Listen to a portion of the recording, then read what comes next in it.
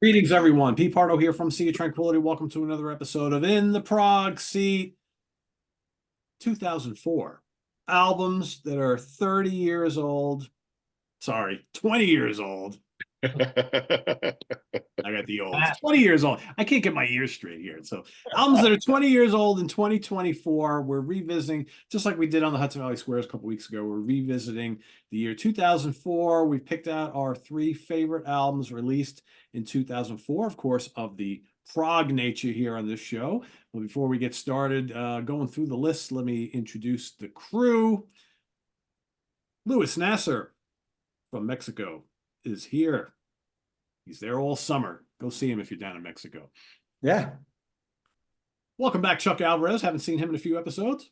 What's happening, Chuck? Man. Oh, man. I'm good, man. Good. Glad to hear it. He's got his Mets hat on, ready to go. They're playing in just a little bit. There you go. Mm-hmm. Sorry, Chuck. George Lemieux in the house. Also returning after a little bit of a layoff, Chris Canzoneri, the Cans Man, is back. Eric Porter's in the house. Chad Hutchinson looking kind of blue. Blue. And of course, the professor of Prague, the doctor of barbecue, Ken Golden is here as well. Greetings, Good everybody. evening, gentlemen. Good evening. Good evening. How y'all doing? Tough assignment, huh? Yes. Yes. It was tough for all the wrong reasons. I found, without giving anything away, I found that looking back on 2004, there's lots of pretty good and good albums. I don't know if there's any other than maybe a couple. I don't know. Are there any real classics from 2004 that we would consider classics now 20 years later? I think so. Chuck is I shaking think his so. head yes, but yeah, I don't know. I thought the same thing. Like standouts, not so much, but then second level stuff, there was quite a bit. There's a lot of really solid albums from 2004. And if you go across, we're mainly talking about, prog and fusion here, but like if you look across the board at everything, there's on the metal side, there's some pretty good albums. But like prog and prog metal and avant-garde and fusion, there's some good stuff, I think. I think it was hard. It was kind of hard to pick three because there's a lot of albums that I think are really, really good. There was no other than like maybe one, there were none that were like, yeah, it's definitely that album, or it's definitely those two or three albums. It's like I had a pool to choose from, and I'm like, all right, which one are my top three? There were a lot of A minuses. Yes. That's a good way to put it. Yeah. Yeah. I put out, I think, in my opinion, I put out a few good releases that year, but I'm not mentioning them because that's like nepotism. If anybody else mentions them, that's cool. And if not, When the fuck has that stopped you? I'd rather talk about other stuff. That's true. I mean, when it's time, it's time. But I'd rather talk about stuff. I'd rather talk about other stuff. I understand. I'm Yeah. sorry. Meanwhile, check out the logo in the top corner. Yeah. Ken, does that mean they're out of print? I've always been about Right brand. here. There you go. Right there. You never do that. Point to yours, Ken. Point to yours. Yeah, there it is, right there. You got it right the first time. Look at that. See, I had such a problem with it. I should know how to do it. by now. And I asked Prezi, I said something to Prezi about reversing the image, and they gave me some long bullshit answer why they can't do it. Because they can't figure it out, morons. Well, one thing is they stopped supporting the app. Nice. Part of the problem. That's I wanted the You're guy. gonna have to get a new app.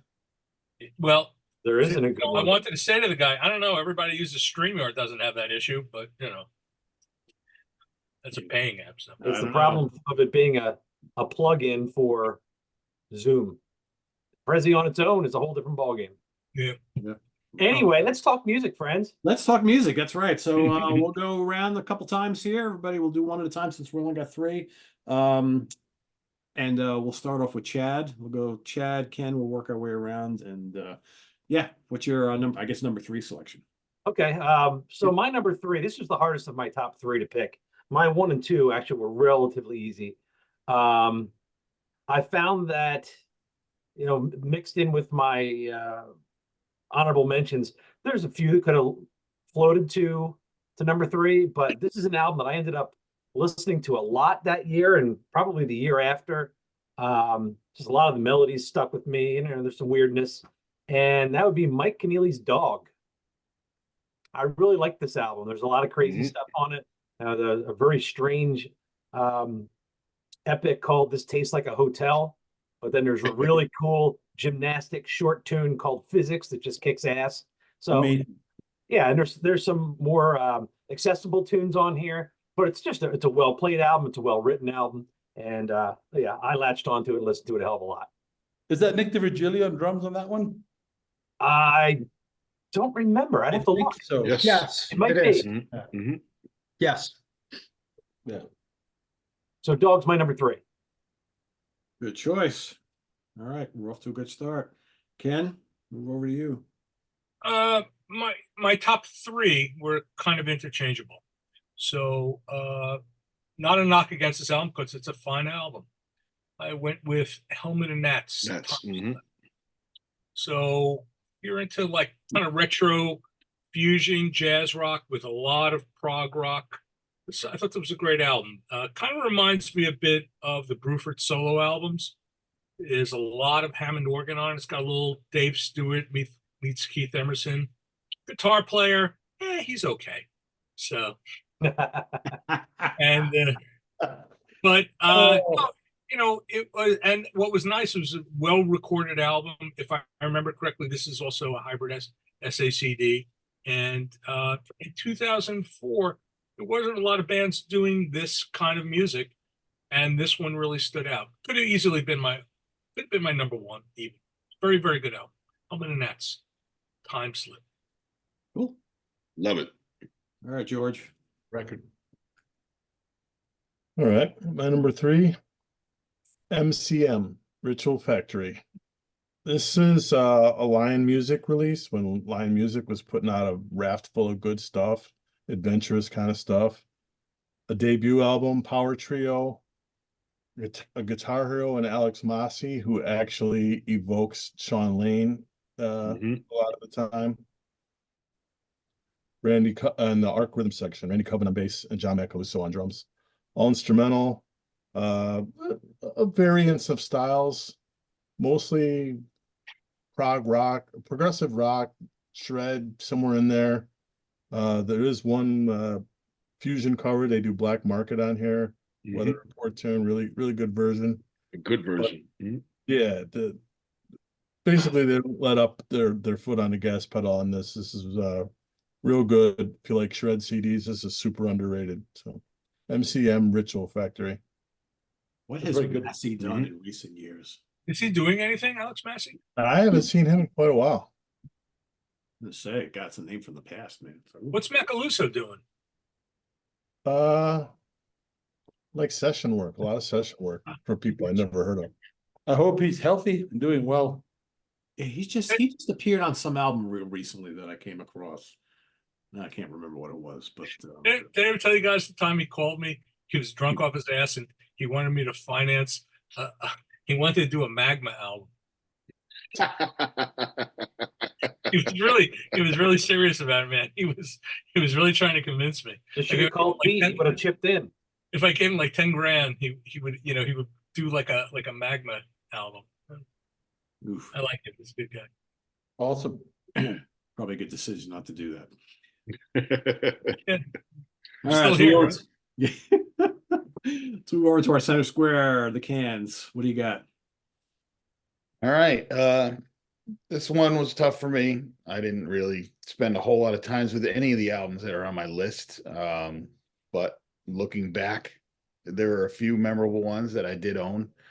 This one sort of ping-ponged in and out of my top 3 and my honorable mentions.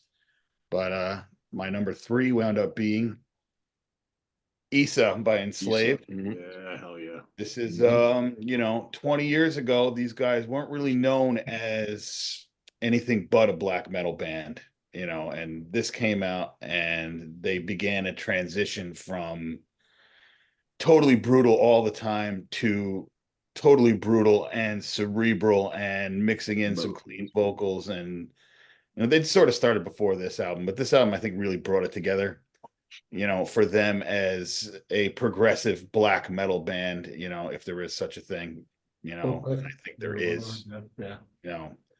So this is just, a killer black metal album, a killer album for people who may want to actually dip their toes in the water, because the vocals aren't all,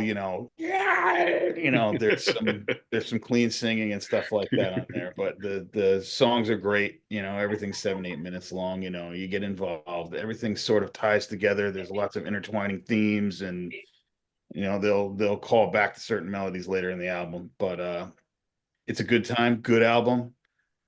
So Enslaved, Issa, check it out if you feel so inclined. Yeah, The Dynamite fucking did Cats makes a smash in his return. right off the bat, right? People really need to go check out Enslaved if they haven't, especially live. They're unbelievable.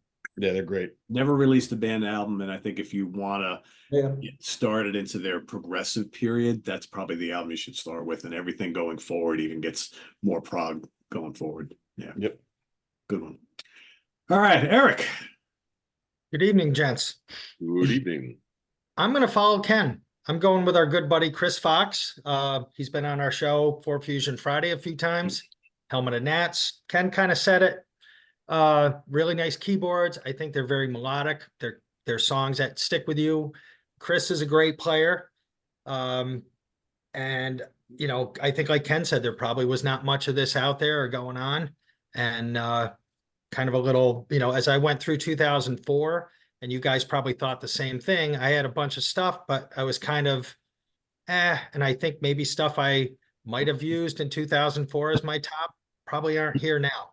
But I remember picking these guys up. Chad, what they did Nearfest later, right? Was later year? Yeah. Or? Yep. Okay. But I've had that one for a long time. I love it. I think they're great. So check that out. Helmet and Nats. Time Slip. That's a badass album, man. Great choice. Great choice. Lewis. All right.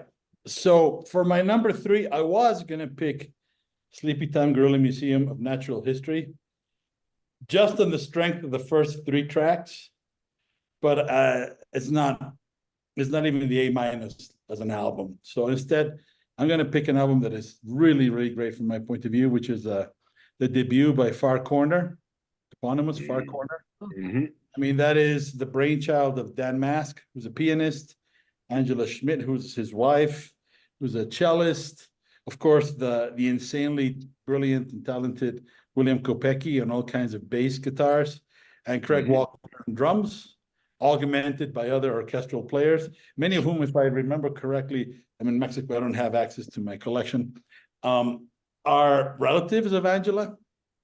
If they see this video, they will correct me. So I love that record. I absolutely love that record. I love that band. I think it's one of my favorite cuneiform releases. And if people had never checked Far Corner, it's all instrumental. It's I don't know if I would call it avant-garde, but it's certainly out there. It's challenging music, but I think it's beautiful. I saw them at Prague Day and I wasn't paying attention at the time. And what I heard from the stage made me stop and watch. Bought that immediately. Great band. I have seen them live a number of times. I've played on stage, with other bands, and they're in the bill. They're great. They're a great band, and I think that Kopecki moving to France really kind of slowed them down. But nonetheless, it's a great band, and people should really check that album out. And the one after that called Risk, I think they're fucking fabulous records. So, but this one, there's another one in there, isn't there? Risk is the newest one. yeah. Is there? I mean, maybe so. I'm. What is it? I have a bad case of the olds. Yeah, Endangered is the one in between. But yeah, that's right. Endangered. Far Corner is amazing. So if you've never heard them, please check them out. Cool. Chuck. Good evening, gentlemen. Well, I am going to pick Sleepy Time Gorilla. Nice. Because what's it? I remember my mates on Progressive, forgive me, on Progressive Ears were talking about this album for quite some time. And I remember buying this album when they first released it, and I went to like a local record store over there and bought the CD, played it for months afterwards. Wish I would have seen them live. Matter of fact, I think they toured here just recently, if I'm not mistaken, Yes. or probably Yes, they just did. Yeah, and missed it. And missed it. Yeah, but I would love to see this band once again. Hopefully, I get to see them next time around. But yes, I did pick Sleepy Time Gorilla. What's of Natural History? That's my number 3. Wasn't that the album that they had when they played Nearfest, Dad? Yeah. 2004. I mean, that's the whole point. Donkey Headed Adversary is the opener. It just kicks you square in the Yeah, nuts. this And album then- came out after they played Nearfest. Yeah, because right? it was grand Yeah. opening and closing, wasn't it? That Mhm. was the record for Nearfest or around that time. That was their debut, I think. But yeah, I don't know. But they played the Donkey Headed Adversary at Nearfest. That I know. And then the other song from that record, that'll just take your head off, is Phthisis, I think they pronounce it. Phthisis. Phthisis, however you say it. I mean, Phthisis. those two songs, they always play them live. Because Oh, freedom. they're beautiful, right? So the rest of the album is hit or miss, a lot of little ambient stuff, but I love it. It just didn't make my cut. But I'm glad you mentioned it. It's a fucking great record. All right, so my number 3. So I figured there would be a few albums that maybe a few of us would choose. So I had a couple of alternates just in case. So my Helmet of Gnats also is either my number 3 or my number 4. So I love it, but I'm not going to mention it as my number 3 because we've already had a couple of people pick it. But also waiting in the wings is IQ's Dark Matter from the 2004. I like IQ a lot. I think out of all of these bands that come from that scene, they might be the most consistent over the course of their career. This is another really strong release from them, in my opinion, other than like maybe 1 or 2 albums in the 80s. All their stuff post 1990 has been great. You got 5 tracks on here, a lot of epic stuff. You get the Harvest of Souls, which is the big epic at the end. Peter Nichols is sounding great on this. Got great guitar work from Mike Holmes. It's just really good, moody, kind of creepy neo-prog from IQ. You get those kind of Genesis feels near a little bit of early Marillion, but it just sounds like IQ. Nobody really sounds like them. And this is one of my favorites from them. They have a handful of albums that I just think are indispensable for this style of prog, and I love it. So Dark Matter, my number 3. The best drumming Peter Cook ever done. Yeah, and this is like Yeah. the classic lineup too, right? I mean, you got like all the main guys are on here in this time period. Jawed is on it, right? Yes. Yeah, good album. All right, Chad, back to you. All right. My number 2 is the double version, not the single version, of Marillion's Marbles. Yeah. This I thought was quite a comeback after things like, I know some people like the Strange Arachnophobia. Radiation, Marillion.com, and Arachnophobia started to come back a little bit, but I thought Marbles was a pretty strong effort. There's some great songs on here like The Invisible Man, Ocean Cloud, 18-minute epic, it's fantastic. Don't Hurt Yourself, Neverland, another long 12-minute tune. I think the whole album holds us together well. There's softer, quieter pieces, but I think it's really a great album. It's not quite Brave for me, but it's a great album, and even though it's a double, I think it holds together pretty well. And I believe the single CD version of this did not include Ocean Cloud. Nope, And no Ocean Cloud. If you didn't buy the double, you did yourself a disservice. So Yes. those out there that have the single version, go buy the double and throw out the other one. Marbles. Marillion, number 2. Throw it out or go give it to someone you don't like all that much. There you go. They'll never know the difference. All right, cool. Ken. Okay, I'm following Pete's lead. This was up until this afternoon. This was my number 1, IQ Dark Matter. This is a great album. Yeah, I mean, it's really It's great album. I never really cared for IQ much. I caught on to them early on with all the other Tales from the Lush Attic and all that stuff. And to me, they weren't anything special. But following them, they're a band that got better and better. And I think that now they may be doing their best work. So Road of Bones, They've That's just a great album. they've been Oh, yeah. they're a band Mhm. that shockingly are still on the ascent. I don't And- think they've had a miss since ever in '93. No. Yeah. Mm-mm. So, once Peter Nichols was back in the band, and I think this is just solid. I mean, this was the last Ever. album that Martin Orford played on with Yep. them. And frankly, I hate to say it, sorry, Martin, but like I don't miss him. I mean, anybody that replaced him, Neil Durant, who replaced him at some point. I mean, I think it's fantastic. Yep. There's just something about it. I mean, we call it neo prog, but this has the trappings of classic prog rock to me. 100%. And you have the epic piece, the 24, 27-minute piece, whatever it is. But there's just something about it. It's like you listen to it, it's very moody. I love Peter Nichols' voice. And just when it's like just when I want the guitar to come in, the guitar comes in. Just when I'm expecting like some really cool keyboard passages, and be like, it happens. They got it right. I'm not saying it's their best album, because I think they've made even better than this, but I think this is a really, really good album. This was my number one album up until about 4:30 today.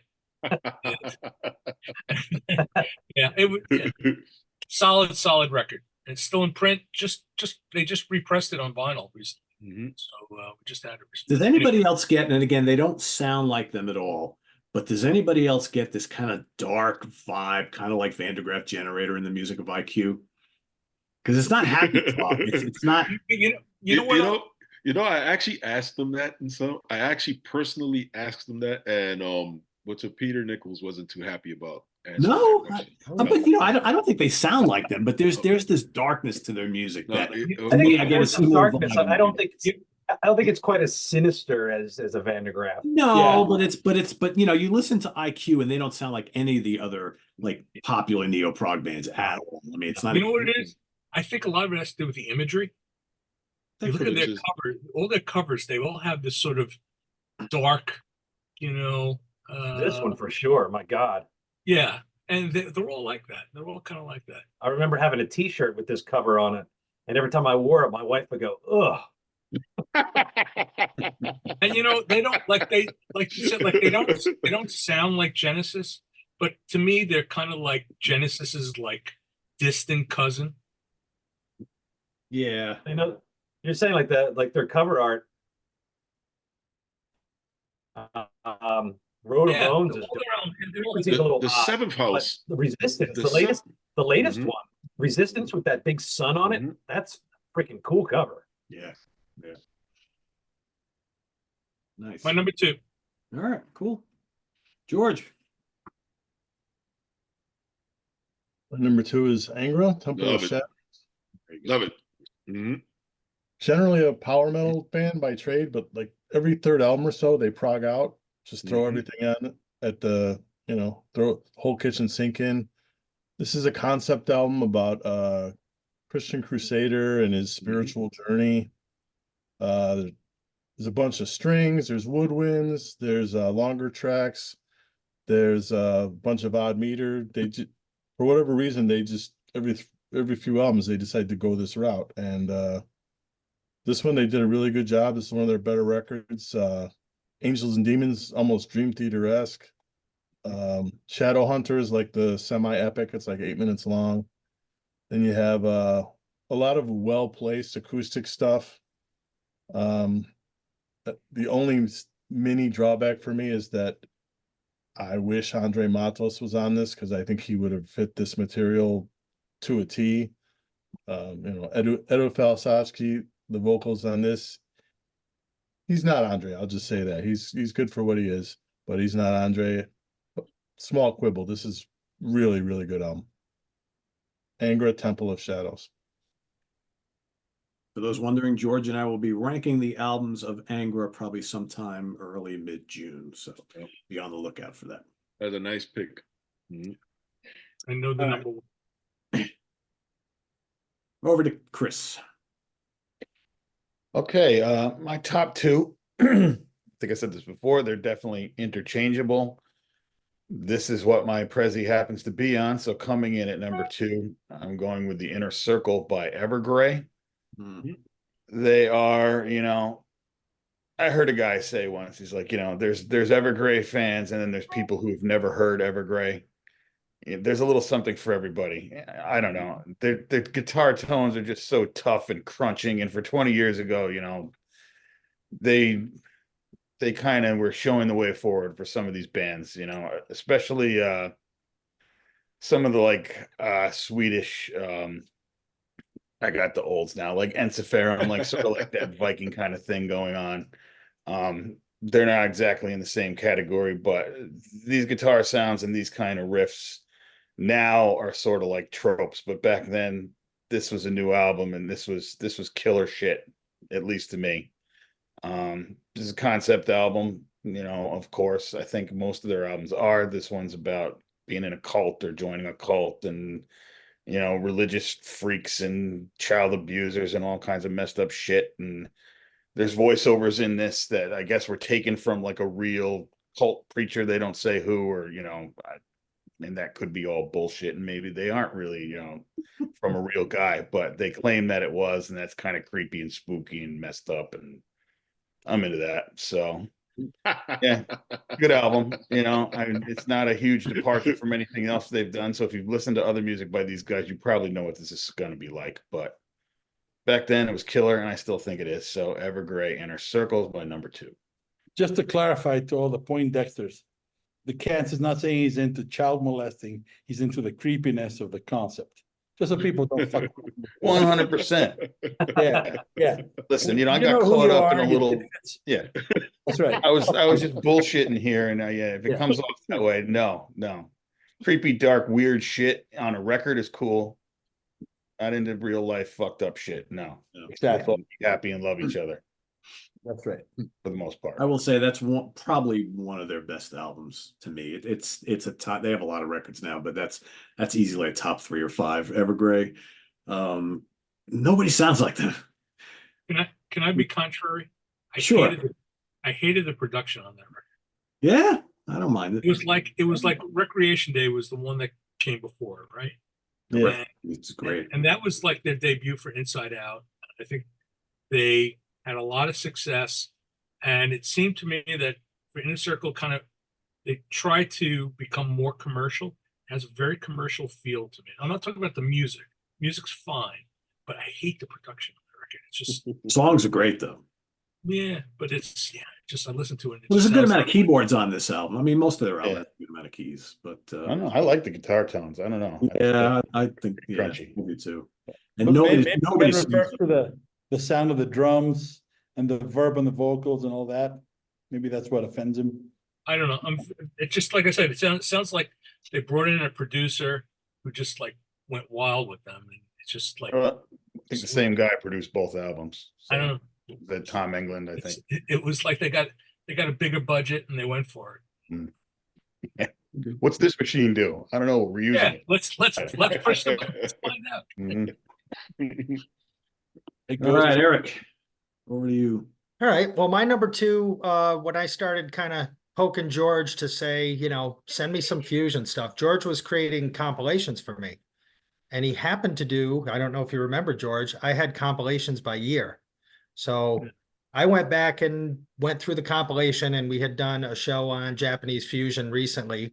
And I'm going with Exavision at number 2. I don't have a hard copy of it. Great band. Akira Wada, monster guitar player, played with Prism, I believe.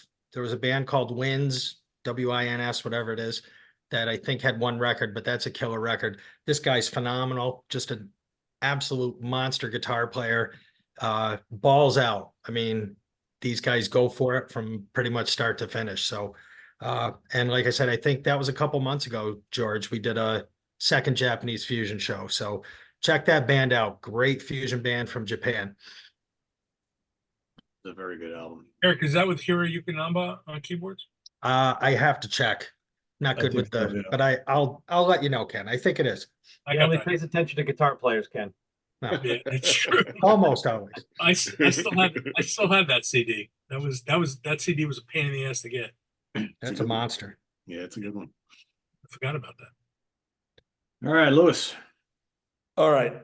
My number 2 is an album by a Polish band called Inductee. Oh, I remember them. I think Ken knows about them. They were phenomenal. And the one for 2004 was an album called Susar, S.U.S. That's the one. It is a fantastic prog slash. I mean, it has very moody things. It has my man Piotr on guitar from Riverside, and he has who is now no longer with us. But anybody who met that guy, I've never heard anybody say a bad thing about him. He was fucking awesome. I loved him. He was a great drinking buddy and a great musician. And that record was stellar. It has some of Darius Duda or Mario Duda. Marius is on 2 tracks. From Riverside on vocals. There's other people doing things. It has cello. It's a phenomenal winter album for me. It's a record that I play every winter. You know, when it's snowing, I like to hear it beginning to end. It's a great listen. I've had it for 20 years and I keep playing it. It's just that good. And we were lucky that Chad and Rob and those guys brought them over for Nearfest because I got to meet them and hear them. So it's great. Great. Good. Good choice. Chuck. Kissing Ken's ass, but he did good by releasing that, right? I deserved it. Well, I salute you, Golden, but I'm not kissing your ass. There's that logo. You know, after I did Riverside, like every Polish band on the planet was sending me demos, and you know, It's the cross you bear, Ken. Yeah, that's right. it's okay. I didn't mind doing that album. It was a good album. Very good album. All right, Chuck, what do you got? My number 2, Marbles. Ah, All right. What's that? I also got the the double version, and so the version that was sold via their website missed it. This having my name within the within those that actually contributed by literally a day, or else my name would have appeared on it. But anyway, I just felt that this was their strongest album, in my opinion, since like the early '90s, and so I felt that this was a great comeback. Not a single bad song on there, and just like what Chad said, you know, to buy the single album version and miss out on Ocean Clouds is just shameless. You know, I always felt that this is, like I said, this is perhaps, in my opinion, Fear is an excellent album, but they haven't done anything, in my opinion, that's been this good in quite some time. 20 years. That's quite a few years. Yeah. Fucking 20. You know, crowdfunding. My number 2, Marillion, Marbles. all righty. My number 2 is The Human Equation from Ayreon. Space, prog rock, prog metal, rock opera, whatever the hell you want to call this. Arjen Lucason's cast of 1,000, as always.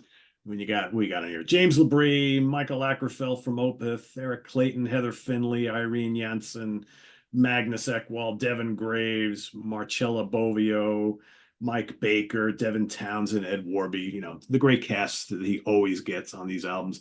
He did a couple Ayreon albums in a row that I think are probably unmatched by anything else in the catalog, and I don't think they've actually come close since, but this is one of them. And it's great because it's bombastic, it's big, it's heavy, the playing is great, the vocalists all sound great, and I like these early Ayreon albums quite a bit. So it's epic concept storyline, double disc. That's my number 2. Back to Chad. I'm not gonna say it. I knew you wouldn't. Well, it's been said a few times, but my number 1, Dark Matter, IQ. I went back to this just yesterday, played it loud in here, and yeah, it's a great record. One thing I'll say, as great as the vocals are and the songs and the keyboard sounds, whether it's organ or synth, Mike Holmes is a very underrated guitar player. Oh, absolutely. Nobody talks about him. He's got as much feel as anybody out there. And like Ken said, he comes in at the right time.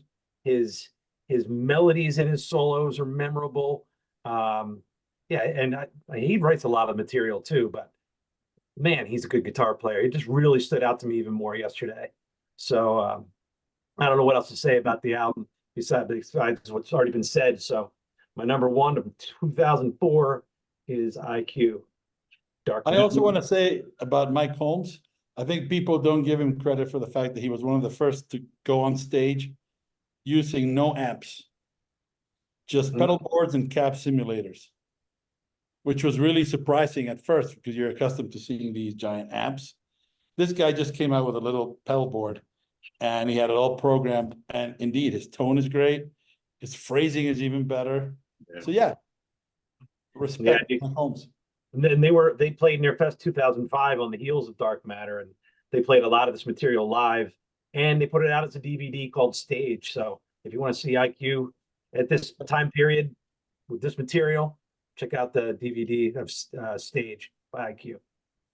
I think for those folks who love the playing of guys like Stephen Rothery and Hackett and Andy Latimer and Dave Gilmour, you got to listen to IQ and get a load of Mike Holmes, because he's also that kind of real lyrical player, just like that. Plays with a lot of feel, really, really tasty melodic stuff. Excellent, excellent player. Yep. All right, Ken, your number one. All right. Well, IQ Dark Matter was my number one, but this one, I listened to it to death this week. And up until, like I said, about 4:30, it became my number one. Black Bonzo, Lady of the Light. So this was the band that Chad and Rob fucked up by not inviting to Near Fest. No. I actually wound up signing the band and doing their next album, and Sound of the Apocalypse. This was a band that I kind of just stumbled on because I had heard that they kind of sounded like Uriah Heep, and when I heard it, I said, these guys kind of sound like Uriah Heep. To me, it's definitely more progressive. And best way I could describe it be like if Ken Hensley joined the Moody Blues. It's man, this thing has so much Mellotron on it. Pete, we're doing the show. We're going to record that show this week. If I didn't already have like 10 locked in, this would easily be in my this warrants a mention. I mean, it's just the keyboard work is just fantastic. Great singer. Definitely it balances 70s hard rock, Uriah Heep, maybe a little Purple, and like I said, very, very symphonic sounding, like the Moodies. I wouldn't say like Barclay. Genesis or anything like that. Barclay James Harvest. Barclay James Harvest. Yeah. Barclay James Harvest, sure. And that's because of that Mellotron, it's just so much of it. And yeah, and frankly, as good as it is, I think the album they did for me was even better than this one. But we're doing 2004. And they're both great. I don't think they ever topped their first two albums. And then of course because and then what happened was they kind of fell apart. They imploded. I mean, I don't want to really get into it, but they had issues with management. The keyboard player left. They made a third album, which wasn't nearly as good. And then I think to get out of their management deal, they changed their name. They became Gin Lady, and they're still together. And they went off in a completely different direction. They kind of sound like the Rolling Stones or something. I mean, they're just totally unrelated to Black Bonzo. But yeah, those first two albums they made were phenomenal. And yeah, I played this thing to death this week and love it. Love this album to bits. Black Bonzo, Lady of the Light. Never came out on vinyl. Should have done a vinyl. Yeah. George.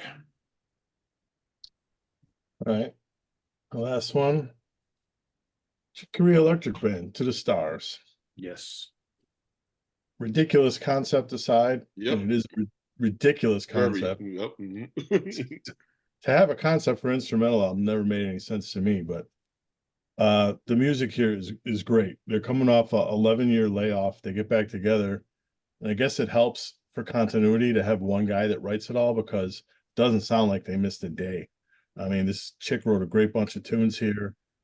Check Blast, the opener, it's like getting kicked in the head right away, completely just melting faces. The Party is a Latin tune. You got 2 10-minute epics on here with Johnny's Landing and The Long Passage. And Alan Corday is a song that Frank Gambale says is maybe his favorite Chick composition ever. If you like odd time, you got to listen to this thing. This is all over the place. But yeah, just a great album.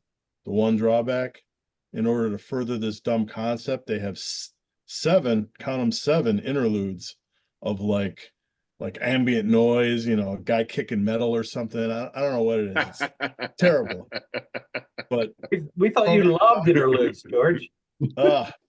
program them out, and this thing is a masterpiece. Chick Corea Electric Band to the stars. There you go. So you're basically telling us you don't like the concept. I read it once, and that was it for me. For those that don't know, it's based on an L. Ron Hubbard sci-fi novel. I was going to say Scientology, right? Yeah. No, he was into that stuff, right? Yeah. There's So the no fact it's word- instrumental, George, is a blessing. Yes. Yeah. Instrumentals can have voiceovers, though. Yeah, that's true. All right, Christian, number 1. Okay, from complex, nimble, fast music to plodding, trudging, heavy Neurosis. dump truck full of fucking gold-plated radiators, heavy. This is The Eye of Every Storm by Neurosis. This is these guys started out pretty much an extreme metal band, and then they decided they were unafraid to try just about anything. Their last album before this, they sort of touched on folk metal. They sort of headed to a more industrial kind of sound, which for me back then was cool because I missed the industrial music from the late 90s, early 2000s. Real grinding guitar sounds, some really low, Moog synthesizer type shit going on, big bottom end on this. Interestingly enough, I'm listening to this, doing homework for this last week, and this will be, 2 weeks from when this show actually airs. But Steve Albini had passed away, and I was only vaguely aware of the guy because he had said some stuff about Steely Dan about a year ago, and that's when I he flew on my radar screen. And back then I was like, well, he doesn't really do music that I'm really into, but he produced this album. So I was like, oh, no kidding. I guess he does music that, does do music that I'm into. But this is just a heavy slab of thick, grungy, grinding metal that, is atmospheric, but pretty varied. So it's something you might want to check out if you're into that kind of thing. But these guys are very creative. The vocals, Eric, you would hate them. They just popped in my head. I'm like, man, you would despise this shit. But instrumentally, it's fun. Cool album.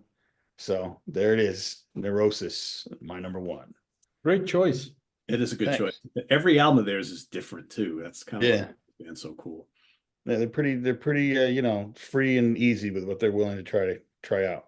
So and you're listening to Neurosis is it's like an oozing miasma of all sorts of weird, groovy, cacophonous whatever. Yeah. They're never a casual listen.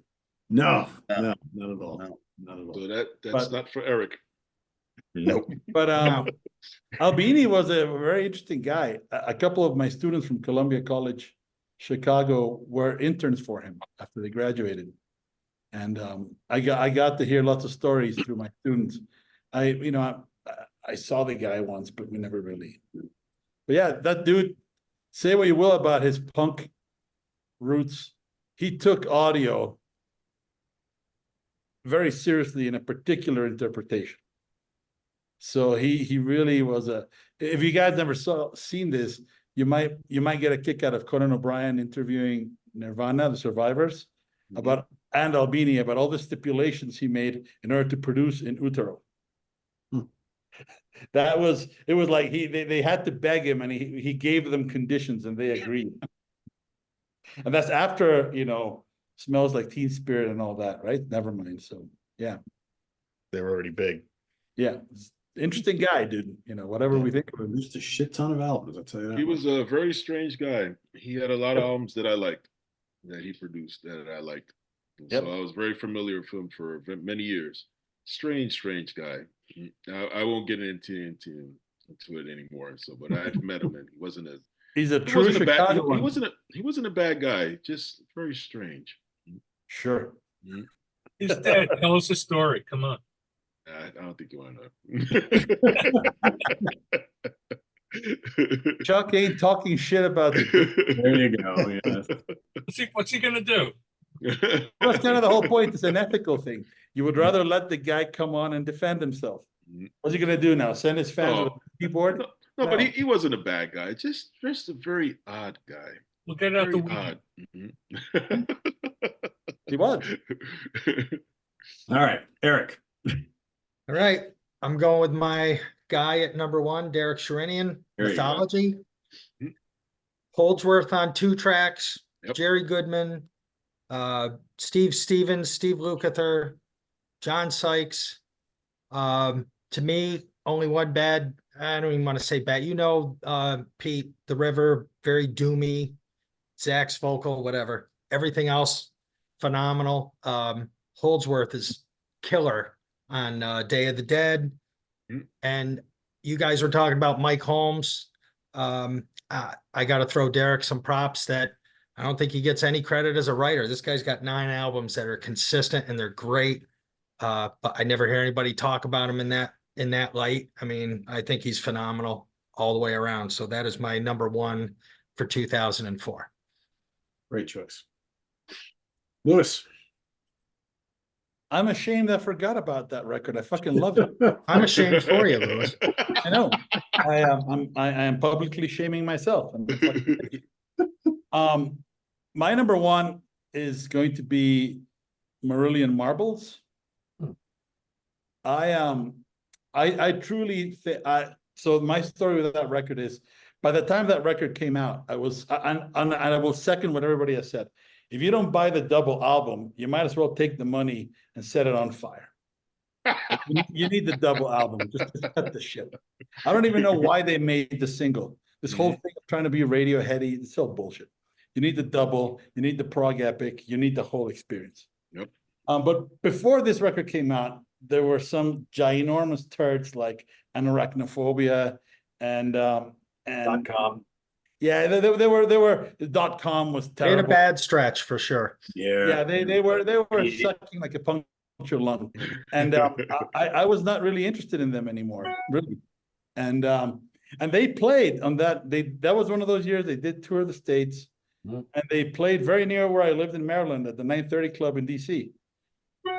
And I couldn't be bothered. Like, they were literally just a short distance from my house, and I couldn't be bothered to go. And I missed out on this thing live. It was a great show too. Salt and Philly. Years later, I was given the album as a gift, and it just sat there. And then one day, I just played it. I don't know, because I was bored. And holy shit, it's brilliant. Not a single bad track on It's that. it's just the lyrics are brilliant. The vocal melodies are memorable. Everybody's playing great. It's a great atmosphere on that record too. The keyboard patches are on point. Ian Mosley, some of his best drumming is on that record. It's a phenomenal album. And of course, Ocean Cloud stands out, but Neverland is brilliant. Yep. Even a song like She's Gone, which you might think I had to throw away ballad. No, it's really well done. So to me, that had to be my number 1. It was a hit in the UK. It was their first hit in years in the UK. She's Gone? Yeah. Yeah. It's a great song. It's a great fucking song. And the record is full of them. I think the weakest tracks, and they're not bad, are the title track and all the various parts. Yeah. They're the least good of an otherwise excellent record. So yeah, it had to be that. I got some love for marbles today. Very cool. Chuck, you're number 1. Dark Matter. Wow. As I mentioned before, just like what everyone else said, and so Mike Holmes, but I still think that this is the best drumming that Paul Cook ever has done as a member of IQ. What's it that the band, the songs are great. It's just a well produced album. What's it and it just happens to be Martin's last album with the band before he just retired from making music. I know that we used to talk to him on Progressive Ears, and he used to just get upset about people always asking him why don't IQ come play the U.S.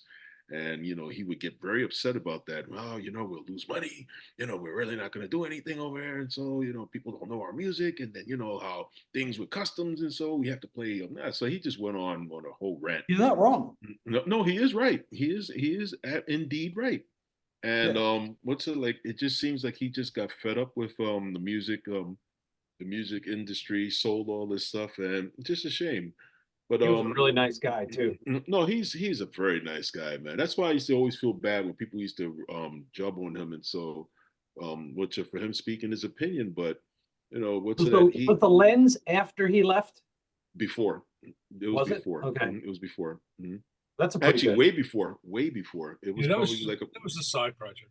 it was a side project, like about 10 years, like right about the same time what's it that Peter Nichols had left the band. So I would say like in the early 90s. That far back? Yeah. All right. Lens. Okay. And what's it? In fact, is this the last album with the bass player or John the one Jowett? that played, yeah, John Jowett? I think it's the last album with him too.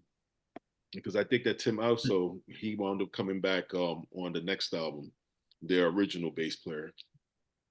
So yeah, they never missed a beat though with the No. live changes. Nope. But that's my number one. What's it? It's well produced, great album, 5 excellent songs. What's it? It's funny that you said that, Pete, because I always thought of them as like the sinister Genesis without sounding like Van de Graaff Generator. I know that would make a couple of guys over here pretty happy, but what's it? But no, but I always found it to be a little bit more melodic than what's it, probably more so in tune with Camel than I did with Genesis, although you can still hear the Genesis influence on IQ. I've always loved the band. And what's it? I have all their albums, and I just feel that they never missed a beat. Even the stuff that they did with the prior singer as well, those 2 albums. Namazamo, I forget the name of that album, and then there's the other one. Are You Sitting Comfortably? Yeah, Are You Sitting Comfortably? Yeah. What's it? They were really pretty poppy. good albums. They were pretty good albums. Yeah, I don't But love then- those two. But they came back with a smoker and Ever. Ever might be their magnum opus, in my opinion. What's it? And then the Seventh House is also a great album too. But back to this album, excellent. That's my number one from 2004. IQ's Dark Matter. A lot of love for IQ. Oh, great bass player. Great dude. Yeah, oh yeah, for sure. Yep. All right, my number one is Black Bonzo. Yeah, when this came out, I love this. I still get a lot of fun, a lot of joy listening to it today. I mean, Ken basically said everything I was going to say. It's like Uriah Heep, Deep Purple, but then you got all this like Mellotron goodness going on and these soaring vocal harmonies. I think got to mention as well. And the songs are really memorable. They rock hard and just great guitar work. Just keyboards everywhere on there, really good. Their first 2 albums are just so good. I like Gin Lady personally, the band that kind of morphed out of this, but it's a completely different beast. It's like a bluesy classic rock band, basically. They're very good, because guys from Sweden know how to do their classic rock like they're American. They're still together. I think they're still together. Yeah, they just released an album, I think, a year and a half ago or something like that. They've got a lot of albums now. I got all of them. They're a good band, really good band, but it's just a really different beast than Black Bonzo. So Pete, you're saying you called Ken around 4:30 and you guys had a little talk? Yeah. I saw him post something on Facebook, and I was like, "Yeah, he's gonna pick Bonzo too." I'm like, "Yeah."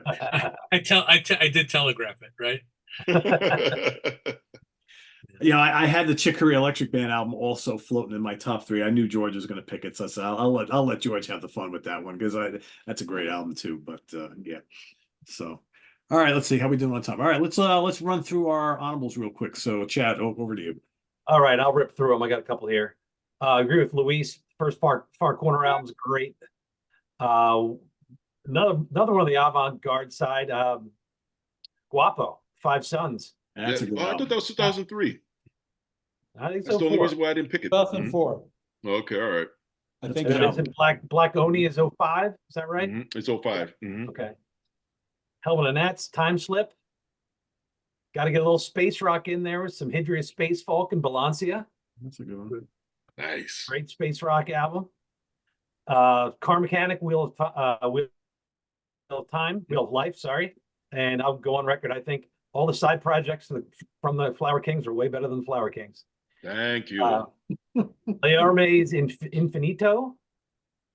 Nice little Italian entry from our friends at Leorme. One that I got a lot of fun out of was Particle Launchpad. Got some space, got some funk, got some groove. Pretty fun band. Kerry Livgren's Protocol, bringing back the pre-Kansas band. I liked a lot of this. And then Riverside's Out of Myself. Still my favorite of their catalog. Yep. So there's my honorable mentions. Cool. How did I miss that Riverside? Damn it. Yeah, same here. Riverside as was well as Guapo. Riverside was 2003. That's what I thought too. I put it out 2004. Oh, because it was the So Maybe it's that's what I you. have then. I probably have Polish version came out in 2003. that's okay. That's probably why. Okay. I cleaned it up. Great album, then notwithstanding. Nonetheless, Right, you know, I was told only pick 2 honorable mentions, Chad. So Well, I'm balancing you out tonight for the 45 others you probably have in your list. so I only have 2. This one's pretty obscure. By Thank you, my love. by a guy by the mysterious name mysterious name of Rain. It's called I love that record. Oh yeah. called Cerulean Blue. And it's kind of an interesting album. It's kind of like Pink Floyd meets IQ meets Genesis. It's a concept album. There's narration by this guy, Rob Brown, who I think is like a BBC dude that I don't know. And if Steven was here, he'd tell me exactly who he was. And he narrates as this character, Richard Yeager. And it's a story about this young man and his travels across the US and sort of the strange adventures he gets into. And it's very, very emotional album. The best way I could describe the way this album hits me, it's like every time I see Tim Burton's Big Fish, I watch that movie and I don't, it could be in the middle of it and I just stop everything. And by the end, I'm sitting there with a box of Kleenex and I'm like crying.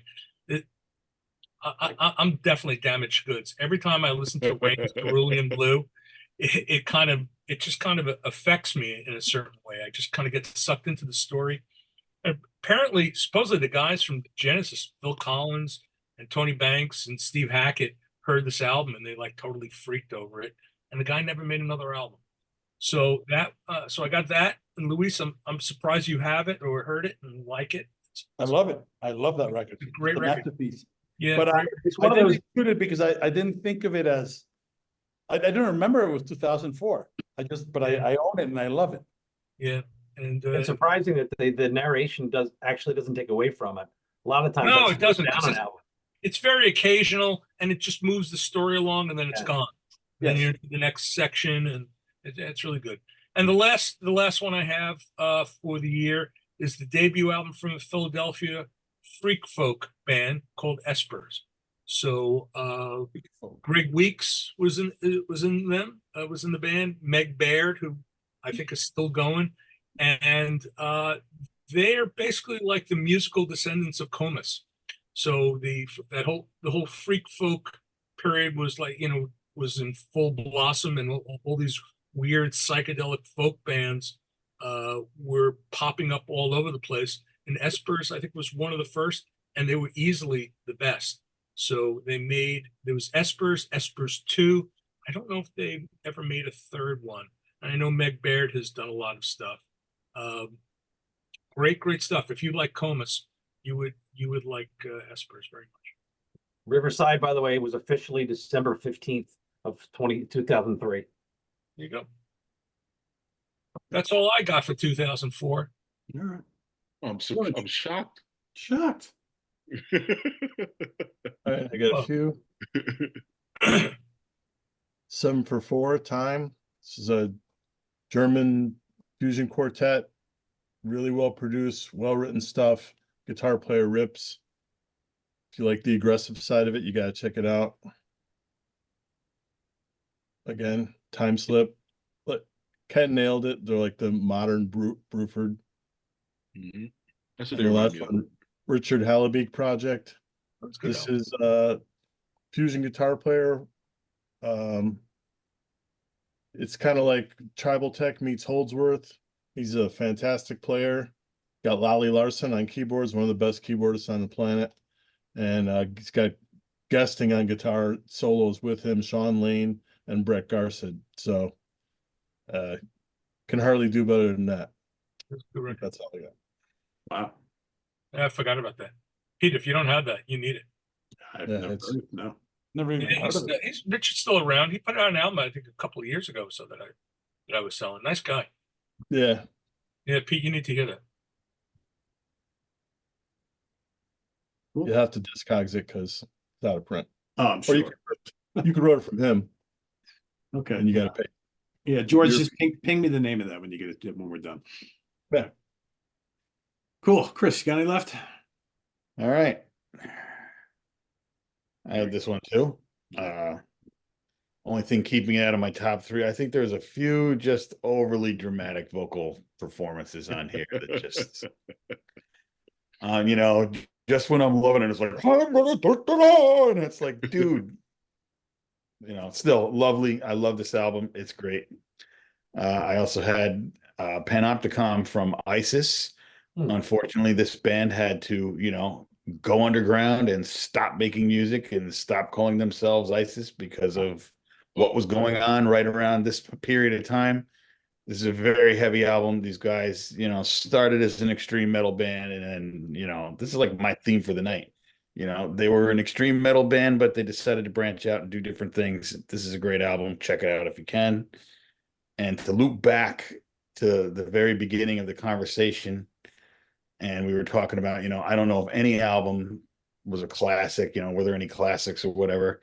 It's such a stretch to call it prog in any way, but this album is a classic. This is the first Winter Sun album.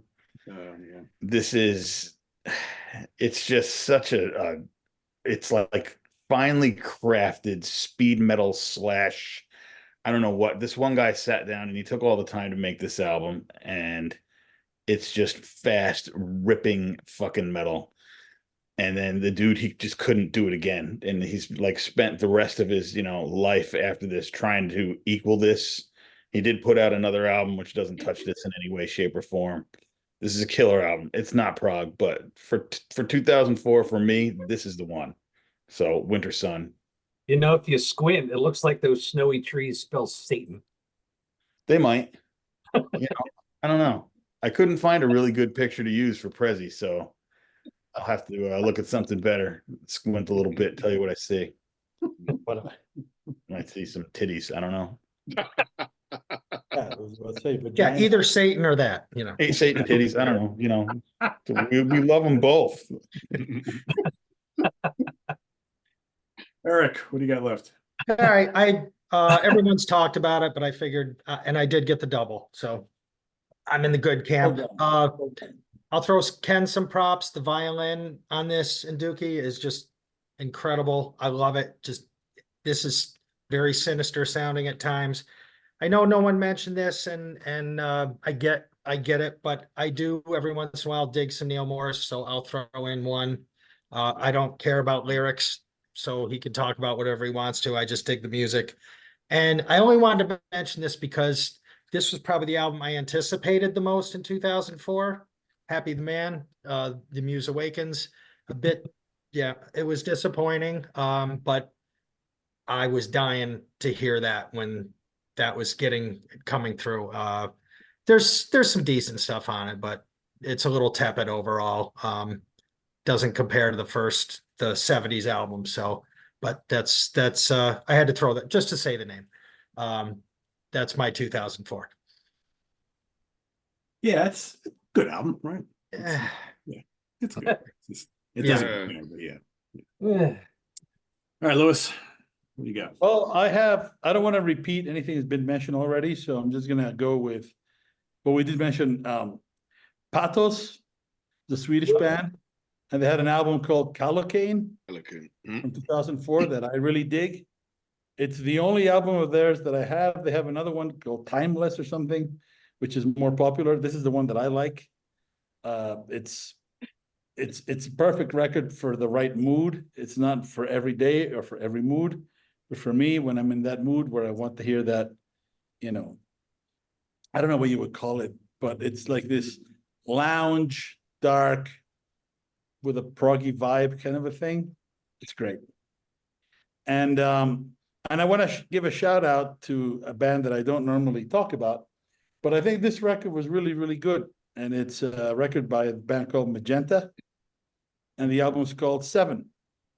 And the reason I want to do it is just to do a mea culpa, because when they came to the States and they played, I said some very unkind things about this record to the guys in the band. Mm-hmm. And yeah, I was I'm shocked. and but as the years went by and I got a chance to just hear it and hear the record they made and not the record that I wanted them to have made, I've come around, and I think it's a pretty decent album for what it is. So, you know, Tina, Butch, I am an asshole. I will always be an asshole, but I'm not afraid to admit when I'm wrong. So those are my only two. Okay, cool. I'm sure Steven would have made it, except he's out gallivanting at a show tonight. Probably. just Yeah, got he's out home. there shirtless, You just got crowd home. surfing in Glasgow, Yeah, because that's the kind of fucking animal he is. Yeah. that's right. He would have picked Magenta, I think, as one of his top three. Yeah. my guess. And Marbles. Yeah, Marvels. exactly. And Maybe the IQ album too, possibly, but definitely Marvels. Yeah. All right, Chuck, you got any left? Yes, two that's going to be way off left to the left field. I know that Lewis would like these, and so it's basically dealing with the hip hop the hip hop director producer Matt Lib. The first one that he did is Mark Hughes and the Outer Realm, which is a tribute to Weldon of Irvine. It's basically Cam meets Faust meets hip hop. Yes. Mm-hmm. What's that? But it's more so towards Faust than it is than it is hip hop. And so, you know, this was if anybody knows anything about Weldon Irvine was a jazz musician that killed himself. By Nassau Coliseum a few years ago, a couple of decades ago. And the producer Madlib, he actually read about this stuff and then just basically wrote a concept album, a jazz album on him, and this was the album that he actually picked out. And so this one over here, once again, is a tribute to Weldon Irvine. Is he covering Weldon Irvine material? Yes. Mm-hmm. There's a few songs on there that he did cover, mm-hmm. And then he just wrote some songs in tribute to him. Mm-hmm. Very excellent album. He plays the drums on there and some keyboards. And then the next one is a progressive hip hop album that Lewis and I have spoken about quite a bit of times. And so, Mad Villainy. Amazing. It's one of the greatest hip hop albums that's not hip hop at all, if you can call it that. You know, because it's basically so it's so progressive in nature and in style, and so that he has no comparisons. He has no one to compare him to. You know, he was a very strange, odd character, and his collaboration with with Mad Lib, and so just took his life to its fruition on this album right there, Mad Villainy. So those two albums are the albums that I picked as my. I'm sure nobody in this panel but you and me have heard these records, and I think they're worth hearing. Mm-hmm. Just dig them up on YouTube. They're fucking Mm-hmm. incredible. Mm-hmm. Especially Irvine. Mm-hmm. It's like yeah. It's, you know, at least listen to a track and then you can bill me for it. Ken, will you play that at your house for me next Tuesday? Yeah, oh, sure. I'll play some Weldon if you want. I'll play a Weldon Irvine. Play a Cosmic Vortex. Cosmic Vortex, yep. Mm-hmm. He was pretty good, man. Mm-hmm. I have a few of his albums. Mm-hmm. No, I can't guarantee that I will be playing either of those guys. Sorry. You would actually, Pete, you would like some of the Weldon Irvine. No, well, the Yeah. Irvine, no, you would like that. No, Yeah. actually, you would, because he was an actual jazz musician. Yeah. No, he was good. All right, so I had a bunch of things here scribbled down that have, the Derek Sherinian I had, Hellman and Nats, Chicory Electric Band, Angra. I also had White Willow Storm Season, Glass Hammer Shadowlands, Threshold Subsurface, The Watch Vacuum, and Arabs and Aspic Far Out in Aradabia. That's it. Can I throw in one that I forgot about? Sure. Thomas Stanko Quartet, Suspended Night. So this was for me the best jazz album of 2004. Thomas Stanko was the greatest Polish trumpet player and incredible player, and he had a trio with him, which became the Marcin Wasilewski trio. He kind of took these young guys under his watch, and phenomenal. If you're into Miles Davis, this is not electric. No, not electric. No, but this guy, the album is mostly improv, but it's very, very, very involving and beautiful, beautiful record. It kind of reminds me of Colors of Chloe, Eberhard Weber. Yeah, well, yeah, it's an ECM, it kind of moves at that pace. But yeah, Stanko made some great, great records for ECM, and this was a great period for him. And this, for me, was the best jazz album of 2004. So I just want to throw that. Cool. So for everybody watching, of course, you know how this works. Down in the comments below, list some of your favorite prog and prog-related albums of 2004. And if you're saying to yourself, wow, I've never heard of a lot of these albums that they talked about tonight. Well, go out and investigate some of them. That's what it's all about. For those people who, because we get a good amount of people on all these shows, when we talk about the old classics, which everybody loves, we get the smaller contingent who are like, I'm tired of hearing about the old classics. I want to hear about stuff that I never heard before. Well, you got a lot Fucking of Matt Villain. Exactly. So, yeah. So we'll return back in 2 weeks here on In the Prog Seat. So go check out some of these great albums from 2004 and visit us on the web at www.seaoftranquility.org. We're on Facebook, we're on YouTube all together. All the time. Please subscribe if you haven't already and click on that notification bell so you get alert of all of our content as it posts. And please hit the like button before you leave. For Louis Nasser, Chuck Alvarez, George Lemie, Chris Canzaneri, Eric Porter, Chad Hutchinson, and Ken Golden, I'm Pete Pardo. Thanks for watching, everybody. See you in 2 weeks, proggers. Till then, have a good one. Bye-bye. Good night, everyone.